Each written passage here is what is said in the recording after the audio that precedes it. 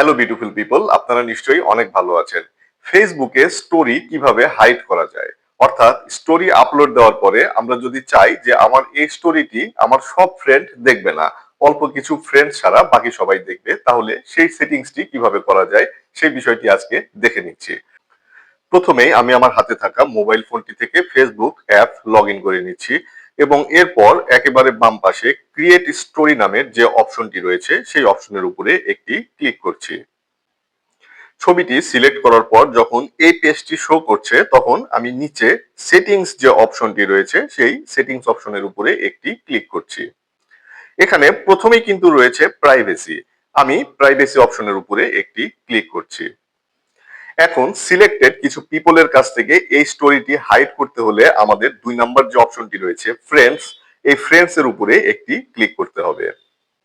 আমি এখানে এটা সেভ করে নিচ্ছি এবং এখন কিন্তু নিচের একটি অপশন চালু হয়ে গেল, সেটি হচ্ছে হাইড স্টোরি ফ্রম, অর্থাৎ আমরা কাদের থেকে এই স্টোরিটি হাইড করব। আমি চাই যে এই স্টোরিটি আমার এই বন্ধুরা না দেখুক, এখন তাদেরকে আমি এখান থেকে সিলেক্ট করে নিব। আমি হাইড স্টোরি ফ্রম এ একটি ক্লিক করব। এখন এখানে আমার অনেকগুলো বন্ধুর নাম দেখাচ্ছে, আমি যাদের থেকে এই স্টোরিটি হাইড করতে চাই এখানে তাদের নামগুলো সিলেক্ট করে দিতে হবে, অথবা উপরে একটি সার্চ বার রয়েছে, আমি যদি স্পেসিফিক কারো নাম এখানে লিখতে চাই তাহলে এই সার্চ বারে লিখে তার নামটি এখানে আমি সার্চ করে নিয়ে এসে তাকেও কিন্তু এখানে সিলেক্ট করে নিতে পারবো।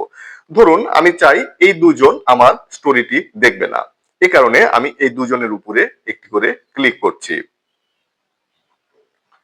এরপর এখান থেকে ব্যাক বাটনে ক্লিক করছি। দেখুন এখানে কিন্তু অলরেডি আমার এখানে শো করছে যে hide story from Nasrin Islam and Tousif Ahmed, অর্থাৎ আমি এই স্টোরিটি শেয়ার করার পরে এই দুইজন ব্যক্তি কিন্তু আমার স্টোরিটি দেখতে পাবে না। সো এভাবেই চাইলে কিন্তু আপনারা যে কোনো সময় আপনাদের মোবাইল থেকে এই সেটিংসটি করে নিতে পারেন। ভিডিওটি ভালো লাগলে অবশ্যই লাইক, কমেন্ট এবং সাবস্ক্রাইব করতে ভুলবেন না। অনেক ভালো থাকবেন সবাই, দেখা হবে অন্য কোনো ভিডিওতে। আল্লাহ হাফেজ।